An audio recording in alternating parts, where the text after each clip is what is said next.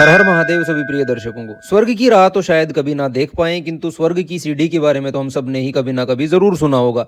तो आज का सफर होने वाला है उसी स्वर्ग की दूसरी सीढ़ी की ओर। अब हम इसे हमारा दुनियादारी से अलगाव कहें या एकांत की खोज का एक विफल सा प्रयास, किंतु चलते रहना अक्सर हमें काफी लुभावना प्रतीत होता है। अतः अपने अस्पताल को ताला लगाकर हम निकल पड़ते हैं अपने इस छोटे से सफर पर, जो कि व्यथाओं से भरपूर होने वाला है।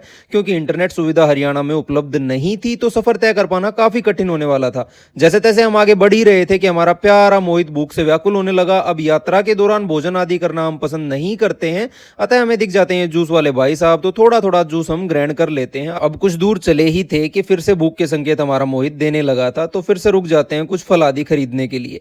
अब ये काम पूरा किया ही था, तब तक आन पड़ी एक नई मुसीबत। हमारा दुपहिया वाहन कुछ अलग सी ध्वनि देता हमें महसूस हो रहा था।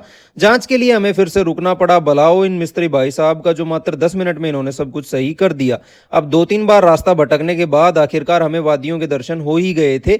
हमारे दुपहिया वाहन को भी भूख महसूस होने लगी थी, तो इसे ईंधन रूपी भोजन ग्रहण करवा दिया था और आखिरकार हम आ चुके थे दुनियादारी से परे, जहां केवल एक बहुत ही शांत वातावरण और चारों ओर पहाड़ दिखाई दे रहे थे, मानो कोई पुराना गहरा रिश्ता सा हमारा इन वादियों से हो। अब यहां भी मुसीबतों ने हमारा पीछा नहीं छोड़ा। रास्ता कुछ देर के लिए यहां बंद था, जिस कारण फिर से हमें यहां रुकना पड़ा। एक के बाद एक आई कठिनाई और लगभग 250 किलोमीटर की यात्रा तय करने के बाद अब बारी थी कुछ देर के विश्राम की। आगे के सफर के लिए हमारे साथ जुड़े रहें।